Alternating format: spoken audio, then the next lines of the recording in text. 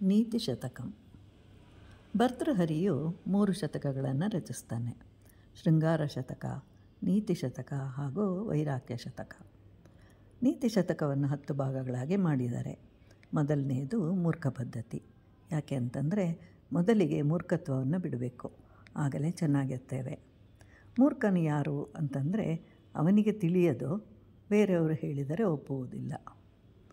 ವಿವೇಕವನ್ನು ಕಳೆದುಕೊಂಡವನು ಹೇಗೆ ಅಧೋಗತಿಯನ್ನು ಹೊಂದುವನು ಅಂತ ಹೇಳ್ತಾ ಇದ್ದಾರೆ. ಗಂಗಾ ನದಿಯು ಮೊದಲಿಗೆ ದೇವಲೋಕದಿಂದ ಜಾರಿ ಹರನ ತಲೆಯ ಮೇಲೆ ಬಿತ್ತು.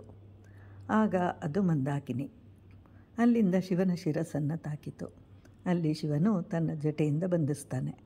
ಆಗ ಭಗೀರಥನು ಪ್ರಾರ್ಥಿಸಿದಾಗ ಹಿಮಾಲಯದ ಮೇಲೆ ಬಿತ್ತು. ಅದೇ ಭಾಗೀರಥಿಯಾಗಿ ಹರಿಯಿತು. ಮುಂದೆ ಭೂಮಿ, ನಂತರ ಪಾತಾಳ ಲೋಕ, ಹೀಗೆ ಪ್ರವಹಿಸುತ್ತಾ ಭೋಗವತಿಯಾದಳು.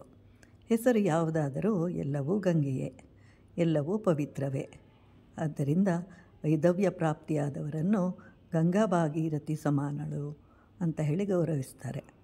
ಪತಿಯು ಮರಣಿಸಿದಾಗಲೂ ಪವಿತ್ರತೆಗೆ ಧಕ್ಕೆ ಬರುವುದಿಲ್ಲ, ಅಂದರೆ ಅವರನ್ನು ಗೌರವದಿಂದ ಕಾಣಬೇಕು ಅಂತ ಅರ್ಥ.